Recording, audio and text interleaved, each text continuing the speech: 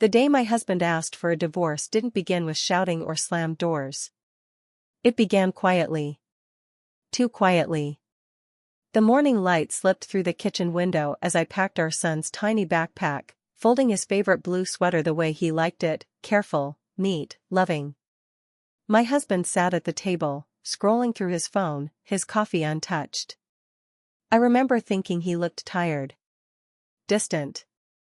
I told myself it was work stress. I always told myself that. I was only 23, but I already felt older than my years. Marriage had done that. Motherhood had done that. I had given up nights out, dreams I hadn't even named yet, friendships that faded because love was supposed to be enough. He was supposed to be enough. When I finally sat down across from him, he didn't smile. He didn't ask about our son. He just cleared his throat, as if preparing for a business meeting. "We need to talk," he said. Those 4 words made my chest tighten. He didn't take my hand. He didn't look into my eyes. He stared at the table between us, the same table where he once traced circles on my skin and whispered promises about forever. I want a divorce. The world didn't stop. That was the cruelest part. The clock kept ticking. A car passed outside. Our son laughed in the next room, unaware that his family was breaking apart one sentence at a time. I waited for him to say he was sorry. I waited for him to say it was hard. I waited for tears. None came. "I want the house," he continued, his voice steady, almost rehearsed. "The cars. Everything." I felt my hands begin to shake. Then he added, without emotion, "Everything except the sun." That was when love turned cold. Not because he wanted to leave me, but because he spoke about our child like an object he didn't want to carry with him. Like a responsibility he was generously abandoning. I couldn't breathe. I thought of the nights I stayed awake with our son while my husband slept. The doctor appointments. The fevers. The lullabies sung through exhaustion and fear. I had built my life around them, around him, and now he was dividing it like property. I searched his face for the man I married. The boy who once cried when I said yes. The husband who promised I'd never face the world alone. All I saw was a stranger. In that moment, I realized something terrifying. He had already left long before he told me. The warmth was gone. The love was gone. And I was the last one to know. I didn't scream. I didn't beg. I just sat there, holding the pieces of a life I thought was real, wondering when it had all become a lie. The days after he asked for a divorce blurred together like a bad dream I couldn't wake from. People expect heartbreak to be loud, sobbing, shouting, doors slammed in anger. Mine was quiet. Heavy. It settled into my chest and stayed there, pressing down every breath. He moved through the house like a guest who had overstayed his welcome. Polite. Distant. Careful not to touch me. At night, he slept on the edge of the bed, his back turned, his phone glowing in the dark. Sometimes he smiled at the screen.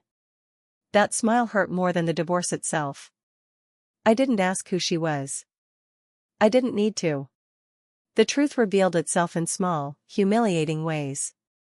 A woman's perfume clinging to his jacket. A call he took outside, whispering like I was the one intruding. Bank notifications I didn't recognize, money leaving our account without explanation. One afternoon, while folding laundry, his phone buzzed on the counter. A name flashed across the screen. A woman's name I'd never heard before.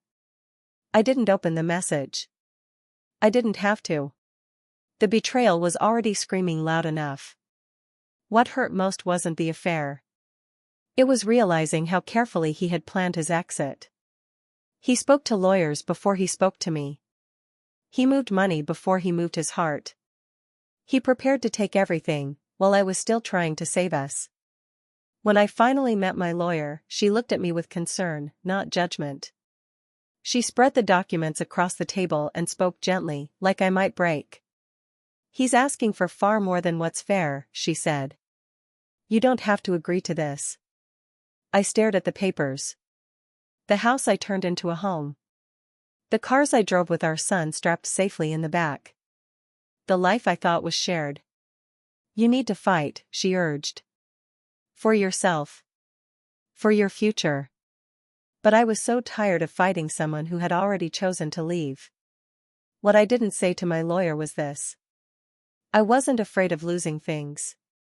I was afraid of losing myself. At night, after putting my son to sleep, I sat in the dark and let the pain wash over me. I cried silently so he wouldn't hear. I replayed every moment of our marriage, searching for the exact place where love died and lies took its place. And then, slowly, something changed. The tears stopped coming as often. The sadness hardened into clarity. I began to listen instead of react. I noticed how confident my husband had become, how certain he was that I was weak, emotional, predictable. He spoke to me like I was already defeated. And I let him believe it. I didn't argue. I didn't accuse. I didn't reveal what I knew. Silence became my shield. Because there are things more dangerous than anger. There is power in patience. And there is strength in what you choose not to say. He thought my silence meant surrender. He had no idea it meant survival. Once I stopped trying to explain myself, the world became strangely clear. People filled the silence with their own assumptions. Friends whispered that I was too young to understand what I was giving up. Family members looked at me with pity, as if I were a fragile thing that might shatter if spoken to too directly. Even my lawyer watched me carefully, waiting for the moment I would finally explode and demand a fight. I never did. Outwardly, I was calm, almost detached. I showed up to meetings on time, nodded when spoken to, signed preliminary papers without protest. My husband mistook my composure for defeat. He grew bold. Careless. He talked too much. He bragged about his plans for starting fresh, about how easy everything was going to be once the divorce was final. He spoke about money like it was already his, about the house like it was already paid for, about freedom like he had earned it instead of stealing it. I listened. Late at night, after my son fell asleep clutching my hand, I sat at the kitchen table and read. Every document. Every footnote. Every line written in language meant to confuse people like me. I Googled words I didn't understand. I took notes. I asked quiet questions without revealing why I was asking them. I discovered things my husband never thought I would notice. The business he was so proud of? It was drowning in debt. Loans stacked on loans, all signed in his name. The house he demanded so fiercely sat on land my grandmother had left me, years before I even met him. He never bothered to change the deed, because he never imagined I'd need to know. And then there was the prenup. The agreement he laughed at when I insisted we sign it. The one he called unnecessary. Romantic, he said, in the way men do when they don't feel threatened. That document protected the one thing I cared about most, our child's financial future. Each discovery felt like a small breath after being underwater too long. I wasn't powerless. I was uninformed, and now I wasn't. Still, I said nothing. I let my husband's lawyer rush the process. I let them believe I wanted it over quickly, that I was desperate to escape the pain. I let them underestimate me because it was the greatest advantage I had. Strength doesn't always announce itself. Sometimes it sits quietly, gathering facts while everyone else celebrates too early. The woman they saw, a young, emotional wife clinging to the ruins of a marriage, was a character I allowed them to believe in. Behind closed doors, I was rebuilding myself piece by piece. Not with anger. Not with revenge. But with clarity. I wasn't planning to destroy him. I was planning to let the truth do that on its own. And when the time came, I would walk away with my dignity intact, carrying nothing but my child, my self-respect, and a calm they could never take from me. They thought I was losing everything. In reality, I was finally gaining myself. The courtroom was colder than I expected. Not just in temperature, but in feeling. The kind of cold that strips emotion away and leaves only facts, signatures, and final decisions. I walked in holding my lawyer's folder, my heart steady, my face calm. No one could see the storm I had already survived. My husband was already there. He looked confident. Relaxed. Almost happy. He smiled at me, softly, politely, as if we were strangers who had once shared something small and forgettable. That smile told me everything I needed to know. In his mind, this was over. He had won. His lawyer spoke first, listing assets with a tone that felt more like a victory speech than a legal statement. The house. The cars. The accounts. Each item landed like a quiet echo in the room.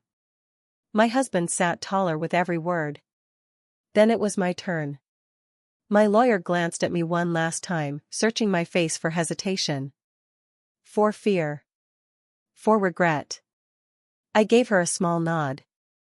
I signed. One signature after another. Slow. Deliberate. Calm. I could feel eyes on me, confused, judgmental, pitying. I imagined what they were thinking. She's too young. She doesn't understand. She'll regret this. My husband smiled wider. Then his lawyer stopped speaking. He leaned forward, flipping through the documents again. His expression shifted, subtly at first, then unmistakably. The color drained from his face. Your Honor, the lawyer said carefully, we need a moment. The judge looked up. Proceed. The room went silent. By accepting full ownership of the house and business, my husband had also accepted full responsibility for the debt attached to them. The unpaid loans.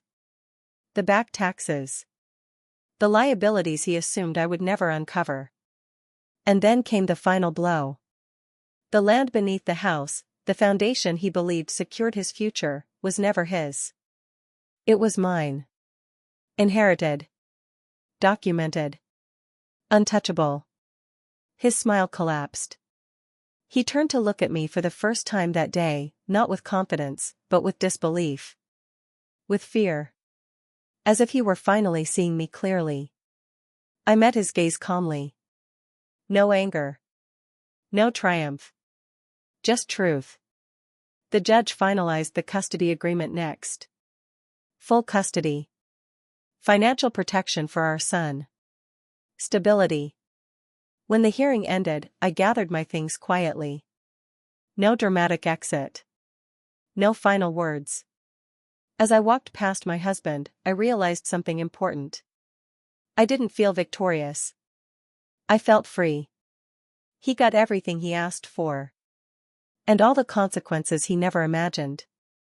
Outside, the sun was warm. My son waited with my mother, laughing, alive, whole. I knelt and hugged him, breathing him in like a promise kept. That was my revenge. Not ruin. Not humiliation. But peace. Life lesson. When someone underestimates you, don't correct them. Let them. And when the truth finally arrives, let it speak louder than you ever could.